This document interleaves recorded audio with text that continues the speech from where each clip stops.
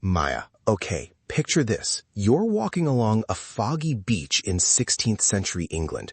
You spot a glass bottle bobbing in the surf. You reach down, pull the cork, and bam, you're facing the death penalty.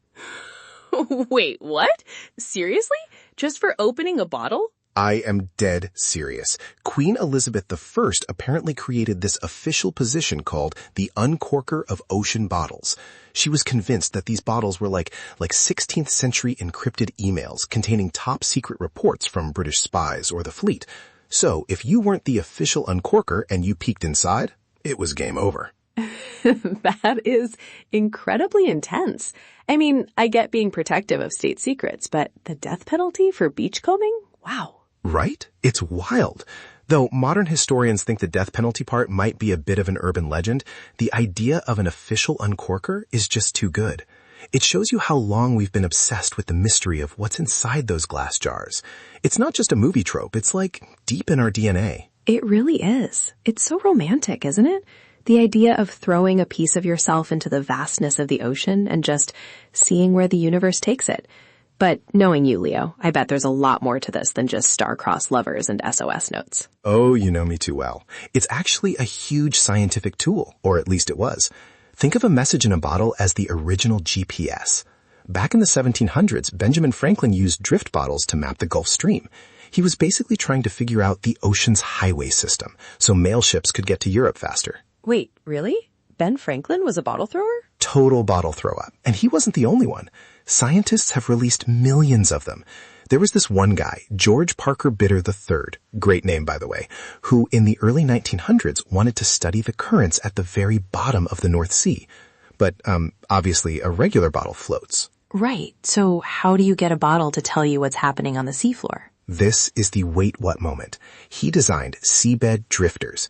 He weighted the bottles with a long copper wire so they'd sink until the wire touched the bottom. Then the bottle would just hover and walk along the seafloor, pushed by the deep currents until a fisherman's net scooped it up. No way! So it's like a little underwater ghost just drifting along? That's kind of beautiful, actually. It totally is. He actually proved that deep sea currents flow in different directions than the surface ones. It's like a multi-level parking garage where the cars on the bottom floor are all going west while the top floor is zooming east. That's fascinating. It makes the ocean feel so structured. But Leo, I have to ask, with everything we know now about plastic and pollution, are scientists still throwing glass into the sea? It feels a little counterintuitive today. You're spot on. We've definitely evolved. Nowadays, they use high-tech satellite drifters that beep their location to space. But for the low-tech stuff, environmentalists have switched to biodegradable drift cards or even wooden blocks. They still travel the same way, but they eventually just become part of the Earth again. No harm, no foul. That's a relief. It's nice to know we can satisfy our curiosity without hurting the sea life. Exactly. And honestly, it's not just for science. People use them for everything. Pen pals, memorials. Some people even release the ashes of their loved ones in bottles so they can have one last epic journey across the globe. It's like the ocean is this giant communal post office for the soul. That is so lovely. It's a way of being connected to the whole world at once. Speaking of staying connected, if you're enjoying this dive into the world's mysteries with us, you should join the loop. It's a great way to get your daily curiosity fix and make sure you don't miss our next chat. We'd love to have you back tomorrow. Nice one, Maya. Very smooth. I try. But seriously, Leo, back to the bottles. What's the success rate on these things?